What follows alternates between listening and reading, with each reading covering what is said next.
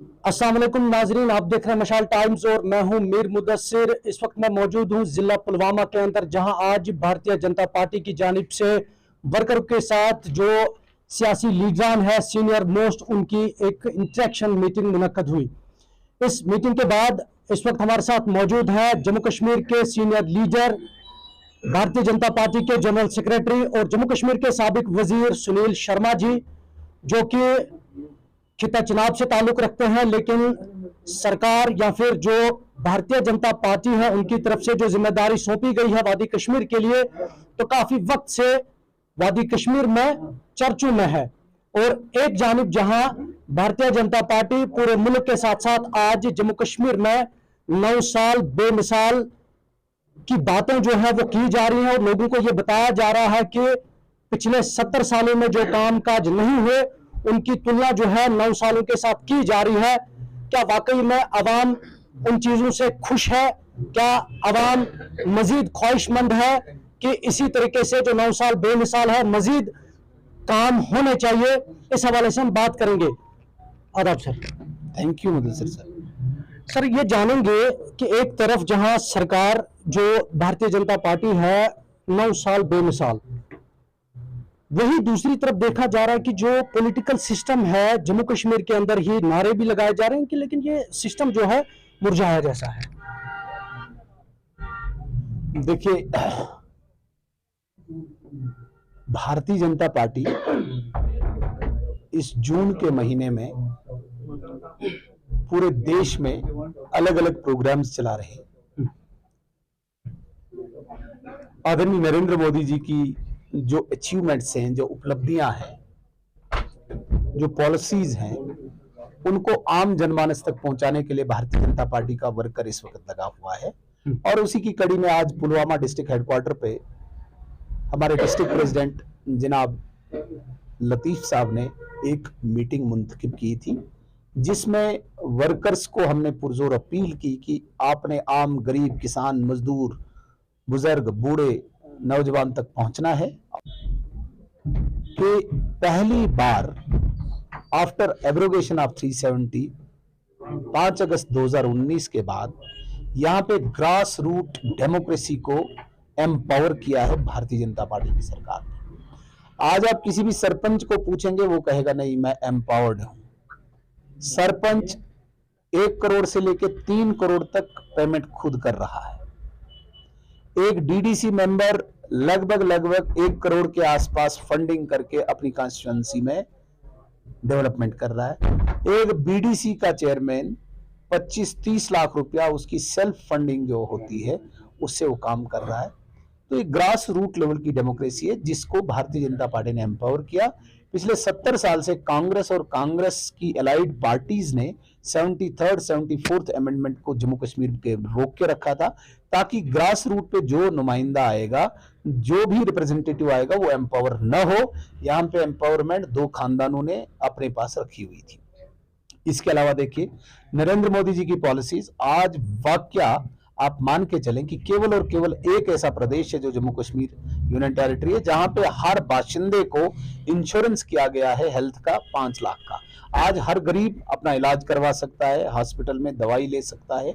जो दुआएं आज गरीब नरेंद्र मोदी जी को दे रहे हैं कि भाई जिस दवाई के लिए, जिस इलाज के लिए हमें कोई जानवर बेचना पड़ता था, माल मवेशी बेचना पड़ता था, किसी रिप्रेजेंटेटिव के सामने हाथ फैलाना पड़ता था, कम से कम उससे हमें निजात मिली और एक आम गरीब को इलाज के लिए, दवाई के लिए 5 लाख का इंश्योरेंस दिया। आज एक किसान के अकाउंट में डायरेक्ट बेनिफिट ट्रांसफर के तहत, किसान सम्मान निधि के तहत 2000 रुपया उसके अकाउंट में जाता है। आज आपने देखा होगा, ये मैं मुबारकबाद यहाँ के लेफ्टिनेंट गवर्नर जनाब मनोज सिन्हा जी को दूंगा, जिनके प्रयासों से 1,99,000 प्रधानमंत्री आवास योजना के घर अप्रूव हुए हैं। और आने वाले दिनों में मतलब 2 लाख घर, जहां पे पूरी पंचायत में कभी एक घर आता था उसको भी वहां का एमएलए नचा के वो घर देता था, आज सैकड़ों घर एक एक पंचायत में आ रहे हैं। ये छोटी बात नहीं है। अर्बन एरियाज में प्रधानमंत्री आवास योजना हम दे रहे हैं। आज सैकड़ों स्कीमें हैं जिससे आम गरीब को सहूलियत मिल रही है। ये तो छोड़िए, आप कश्मीर को देखिए, जहां पे पत्थरबाजों ने, जहां पे अलगाववादियों ने, जहां पे टेररिस्ट्स ने एक माहौल ऐसा बना के रखा था, बंद, हड़ताल, गोली, पत्थर, आज उससे निजात मिली है। मेरे जैसा भाजपा का एक कार्यकर्ता पुलवामा के डिस्ट्रिक्ट हेडक्वार्टर पे बड़ी शांति से मीटिंग कर रहा है। मुदस्सर साहब जैसा एक जर्नलिस्ट किसी भी कोने में जाके अपना काम कर रहा है। ये छोटी बात नहीं है, एक मेगा चेंज है। इन्हीं चेंजेस को लेके आम जनमानस के बीच में अवेयरनेस भारतीय जनता पार्टी का कार्यकर्ता है। आप कह रहे हैं कि हमने जो डेमोक्रेसी है वो ग्रास रूट लेवल पे पहुंचाई और पंचायतों को एम्पावर किया, लेकिन दूसरी जानिब ये भी देखा जा रहा है कि जो भारतीय जनता पार्टी के लीडर हैं वो कहते हैं यहाँ पर इंतखाबात होने चाहिए, और कुछ यूनिट इसका है वो कह रहे हैं कि हमने पंचायतों को एम्पावर किया। दैट मीन्स कि शायद यहाँ इंतखाबात की जरूरत नहीं है, फिर उन्हीं को एम्पावर किया जाएगा। देखिए, पॉपुलर गवर्नमेंट होना डेमोक्रेसी के कंपल्शन है और वो होगा। हम सब जानते हैं 2019 में एक रीऑर्गेनाइजेशन एक्ट आया जम्मू कश्मीर के लिए, जिस रीऑर्गेनाइजेशन एक्ट के तहत डिलिमिटेशन कमीशन बना। Retired justice Ranjana Prakash Desai madam की उस चेयरमैनशिप में एक कमीशन बना, और जिस कमीशन ने पूरे जम्मू कश्मीर में दोबारा से हदबंदी की। मई 2022 में उन्होंने अपनी रिपोर्ट सबमिट की, जिस रिपोर्ट की जो फॉर्मेलिटीज हैं, जो औपचारिकताएं हैं, अभी अभी पूरी हुई है। उसके बाद इलेक्शन कमीशन ऑफ इंडिया ने इलेक्टोरल रिवाइज जो प्रोग्राम था वो किया। मुझे लगता है कि अभी केवल 15 दिन हुए हैं उस इलेक्टोरल रिवीजन के प्रोसेस को खत्म हुए। तो ये प्रोसेस था, दोबारा से हदबंदी, डिलिमिटेशन जिसे कहते हैं, हर जगह पे कमीशन का जाना, वहां की जो जितनी भी एस्पायरेशंस हैं लोगों की उनको फुलफिल करना, फिर एक सिस्टम, एक प्रोसेस है, उस प्रोसेस को पूरा करना। हमें पूरा यकीन है इलेक्शन कमीशन ऑफ इंडिया बहुत जल्दी यहाँ पे असेंबली के इंतखाबात कराएगा, और उन लोगों को, जिन लोगों को बहुत लंबे समय से ये उम्मीद है, आशा है कि हमारा नुमाइंदा हमारे लिए नुमाइंदगी करेगा, वो मुझे लगता है कि उनकी एस्पिरेशन पूरी। आप कह रहे हैं कि प्रधानमंत्री आवास प्लस योजना में लाखों की तादाद में घर आए हैं लोगों के लिए, यहाँ जो पहले नहीं पहुंच पाते थे, उनको वो स्कीमें नहीं मिलती थी, लेकिन घर तो दे रहे हैं आप। घर गृहस्थी भी चलानी है, उसके लिए जो यूथ बेकार बैठा है उसके लिए कोई रोड मैप तैयार नहीं किया जा रहा है, ताकि उस, अगर आप घर दे रहे हैं तो घर को चलाने के लिए भी कीजिए। मुदस्सर साहब, अगर आपको ही प्राइम मिनिस्टर या चीफ मिनिस्टर बना दिया जाए, आप मुझे बताइए, जिस प्रकार से ये पॉपुलेशन एक्सप्लोजन देश में हो रहा है, क्या सब घरों में आप नौकरी दे पाएंगे? यहाँ पे कश्मीर में गवर्नमेंट का तो बनता है, क्योंकि वोट लेते हैं, ये इत्मीनान होता है, लोगों को भरोसा होता है कि शायद अगर हम वोट करेंगे तो हमें नौकरी मिलेगी, हमें रोजगार चले। जरूरी नहीं है कि वो गवर्नमेंट में ही हो। मैं वही बात पूरी करना चाह रहा था। यहाँ पर जितनी गवर्नमेंट रिक्रूटमेंट्स हैं, आप कंपेयर कीजिए इन 5 सालों को, जिसमें लेफ्टिनेंट गवर्नर साहब की एडमिनिस्ट्रेशन और प्रीवियस 10 साल को, डबल रिक्रूटमेंट यहाँ पे हुई है। अभी जो रुकी हुई है, हमें पूरी उम्मीद है बहुत जल्दी वो भी 20,000 रिक्रूटमेंट्स पूरी होंगी, लेकिन हजारों में हमारे यहाँ अनएम्प्लॉयड नहीं है। मान लेते हैं 20,000 एम्प्लॉयमेंट दे दी आपने, 50,000 दे दी, तो क्या अनएम्प्लॉयमेंट खत्म होगी? नहीं, क्योंकि पॉपुलेशन स्पीड से यहाँ पे बढ़ाई गई है, आगे इतने एवेन्यूज नहीं है। इसलिए प्राइवेट सेक्टर में बहुत सारी स्कोप है। जिस प्रकार से स्टार्टअप का आपने देखा होगा, कश्मीर में ही लाखों नौजवानों ने मुद्रा योजना में लोन निकाल के अपना स्टार्टअप शुरू कर दिया है। Startup, stand up. हाँ, जहां तक अब रिक्रूटमेंट या नौकरी की हम बात करते हैं, केवल सरकारी नौकरी वो पॉसिबल नहीं है। उसके लिए पॉपुलेशन को रोकना पड़ेगा, एक जगह पे रोकना पड़ेगा, फिर ही जाके आपको लिमिटेड वो नौकरियां मिल सकती है। अदरवाइज एक तरफ से जिस स्पीड से पॉपुलेशन जा रही है, क्या इसके लिए हमें सोचना नहीं पड़ेगा? ये देश हमारा है, हमें भी तो सोचना है। हम सिर्फ किसी व्यक्ति पर ये थोप नहीं सकते हैं कि भाई नौकरियां तुझे देनी है, हम अपनी सिविक सेंस भूल जाए, तो उसको भी हमें देखना पड़ेगा। जिस स्पीड से पॉपुलेशन बढ़ रही है, इसको कहीं ना कहीं रोकना पड़ेगा। मैं तो कहूंगा कि भाई कोई पॉपुलेशन बिल आना चाहिए, ताकि सब लोगों को सहूलियतें मिले। जो हमारी सिविक सेंस है वो भी हमें जागृत करनी पड़ेगी। जहां तक बात आती है अनएम्प्लॉयमेंट की, मुझे पूरा यकीन है कि जिस प्रकार से सोर्सेज अभी खुले हैं, यहाँ पे जितने जो प्रोजेक्ट्स हैं, उन प्रोजेक्टों में भी बहुत सारे नौजवानों को रोजगार मिल रहा है। यहाँ पे अभी जो योजना है भारत सरकार की कि यहाँ पे बड़े बड़े इंस्टीट्यूशंस आए, यहाँ पे बड़े बड़े कारखाने लगे, इंडस्ट्री लगे, ताकि यहाँ पे नौजवान लोगों को सहूलियत मिले, नौजवान लोगों को नौकरी मिले। इसके लिए भारत सरकार बहुत गंभीर है, और मुझे पूरी उम्मीद है कि आने वाले दिनों में नौजवानों की ये मनोकामना भी पूरी होगी। बिजली बहरान है, लोग शिकायतें करते हैं कि बिजली नहीं मिलती है, वक्त पर नहीं मिलती है। आपकी एक स्कीम भी आई, ओल्ड एज पेंशन स्कीम, जहां आप 1000 रुपये देते हैं, उस बूढ़े शख्स को जिसका वो रोजगार बनता है खाने पीने के लिए, लेकिन जब उसके घर में बिल आता है वो 1100-1200 रुपए का बिल आता है। देखिए, बिजली की आपूर्ति बड़ी स्पीड से इस वक्त मुझे लग रहा है कि पूरी हो रही है। मैं खुशकिस्मत हूं, मैं जिस इलाके से ताल्लुक रख रहा हूं, इस वक्त 4 पावर प्रोजेक्ट वहां पे चल रहे हैं और लगभग 5-10 हजार मेगावाट बिजली वहां पे प्रोडक्शन होगा। टाइम लगता है क्योंकि 70 साल उस पर कुछ काम नहीं हुआ। 70 साल इन्होंने अपने घर भरे, अपने रिश्तेदार भरे, अपने चमचे भरे। पहली बार नरेंद्र मोदी जी हर सेक्टर में काम कर रहा है, वरना आज से 10 साल पहले इन प्रोजेक्टों पे काम क्यों नहीं हुआ? आज से पहले सोलर एनर्जी पे काम क्यों नहीं हुआ? आज से पहले विंड एनर्जी पे काम क्यों नहीं हुआ? आज से पहले माइक्रो आइडल प्रोजेक्ट्स पे काम क्यों नहीं हुआ? नरेंद्र मोदी जी के आने के बाद ही क्यों हो रहा है? और हमारी स्टेट के पास इतने फाइनेंशियल सोर्सेज नहीं है। एक इक्विटी होती है, हालांकि यहाँ पे सीवीपीपी इन प्रोजेक्ट्स को बना रही है। सीवीपीपी को अपना आधा पैसा देना और आधा सेंटर देती है। यहाँ पे मेहरबानी आदरणीय नरेंद्र मोदी जी की कि पूरे का पूरा पैसा सेंटर दे रहा है, सीवीपीपी बेशक काम कर रहा है। तो मेरे कहने का मतलब है कि जिस प्रकार से जिस स्पीड से काम चल रहा है, आने वाले दिनों में बिजली पूरी होगी। और हमें पूरी उम्मीद है कि जिस प्रकार से आपने बोला कि गरीब के घर में जब 1000-1100 रुपए का बिल आता है, ये बिल्कुल सच बात है। गरीब के लिए सहना मुश्किल है। आने वाले दिनों में कोई न कोई इस प्रकार का कोई स्कीम निकाल के या कोई न कोई ऐसी योजना बना के जिससे जम्मू कश्मीर में गरीब को ये बोझ न पड़े बिजली का, ये जरूर जेरे गौर है इस वक्त सरकार के।